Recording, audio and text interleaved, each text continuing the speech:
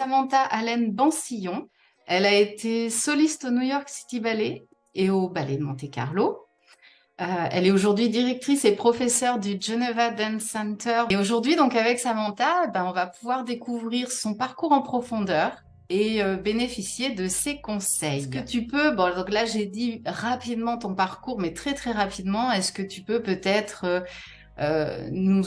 nous donner un peu plus de détails sur les étapes que tu as pu rencontrer, les opportunités pour pouvoir réussir à être soliste au New York City Ballet, c'est incroyable, au Ballet de Monte-Carlo.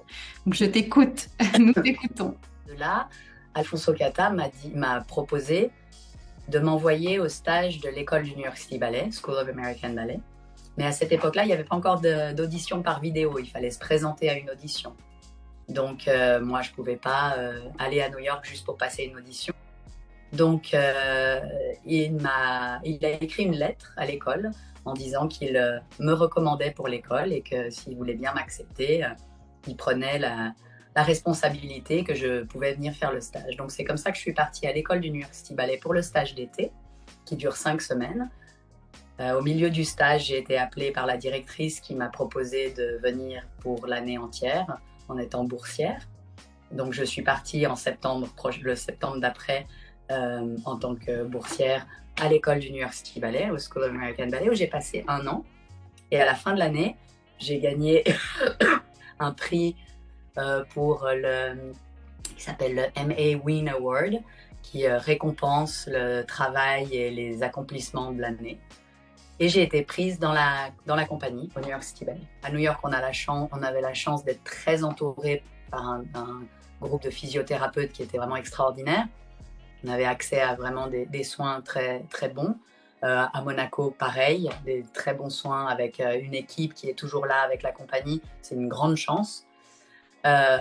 Donc j'ai eu des petites blessures avec lesquelles j'ai dansé. Puis il y a eu une blessure qui a été plus compliquée. C'est comme ça aussi que j'ai commencé beaucoup en rééducation à travailler avec le Pilates en parallèle. Et puis ensuite, quand j'ai repris les cours et puis les répétitions et ma carrière, j'ai continué à travailler avec des cours de Pilates aussi. J'ai pris conscience qu'il y avait beaucoup d'outils qui permettent de se renforcer, qui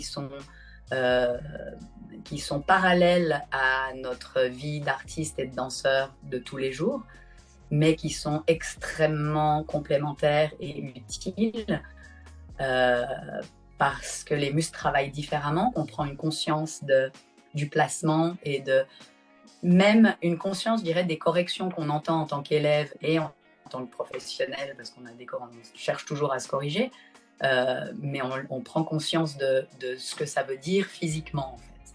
Et donc, c'est pour ça qu'après, quand j'étais sur la fin de ma carrière à Monaco, j'ai commencé une formation d'instructeur de Pilates que j'ai intégrée ensuite dans l'école de danse que je dirige actuellement. À l'entraînement de la musculature, ce n'est pas uniquement avec les cours, avec la danse. Au niveau de la préparation mentale, est-ce que toi, tu avais des rituels? Est-ce que tu as fait de la méditation, de la sophrologie?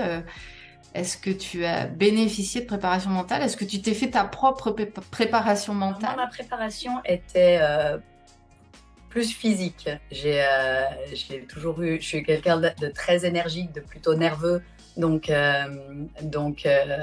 j'ai eu beaucoup de mal à accrocher avec tout ce qui était calme. Au New York City Ballet, donc tu as commencé en tant que corps de ballet. Tu n'es pas rentrée soliste. Non. À 16 ans, non. Comment ça se passe au sein du New York City Ballet? Je pense que ça peut intéresser les gens. Mais du coup, comment on monte jusqu'à être soliste, de corps de ballet à soliste? Est-ce qu'il y a des concours internes comme à l'Opéra de Paris ou... Non, pas du tout. Alors déjà au New York City Ballet, on a une chance inouïe d'avoir des saisons qui sont très grandes. Moi, quand j'y étais, ça a un petit peu changé, l'ordre des saisons a changé maintenant. Moi, quand j'étais là-bas, on avait une saison fixe qui commençait en novembre et qui finissait en février. Ça, c'est les spectacles, avec 8 spectacles par semaine. Donc mardi, mercredi, jeudi, vendredi, 2 le samedi, 2 le dimanche. Lundi, jour de congé. Et puis une saison de printemps qui commençait en avril et qui finissait fin juin, avec aussi 8 spectacles par semaine. Après ça, on partait 3 semaines au nord de l'État de New York, à Saratoga, où on avait aussi 8 spectacles. Et puis ensuite, pendant le mois d'août, c'était des périodes de petites tournées ou de choses comme ça. Aujourd'hui, quel serait ton conseil principal à donner aux futures danseuses? Bah, comme je l'ai dit tout à l'heure, je dirais qu'il faut jamais oublier le plaisir et la passion qu'on a pour ce métier. D'accepter le fait que c'est difficile, mais il faut arriver à trouver la difficulté n'est pas négative. Une difficulté, elle devient très positive quand on arrive à la dépasser. Et puis quand on arrive à dépasser cette difficulté-là, ben, il y en a probablement une autre, mais c'est cette envie de se dépasser, cette envie. Alors on dit toujours, oui, mais dans la danse, il y a beaucoup de compétition. Oui, dans les autres métiers aussi, pour moi. Mais c'est une compétition avant tout qui est avec soi-même, c'est-à-dire aimer le dépassement de soi-même, aimer le travail, aimer se pousser, aimer avoir envie de faire plus, avoir envie de se dépasser, mais et toujours garder dans l'esprit que ouais, c'est difficile, mais waouh, quand j'y arrive, ça fait du bien, quoi. C'est pas toujours compréhensible pour tout le monde de savoir que ben voilà, un métier de danseur, c'est pas juste faire un spectacle le soir, c'est aller à la classe tous les matins, c'est répéter toute la journée, c'est aller vite voir le physio pour remettre une côte qui est déplacée, et puis ensuite vite recourir au théâtre pour faire sa répétition. Voilà, c'est beaucoup d'entraînement, beaucoup de préparation pour arriver à un moment ce qui se différencie énormément du sport, c'est que nous, quand on arrive au but, c'est-à-dire au spectacle, devant un public, l'effort ne doit pas être montré.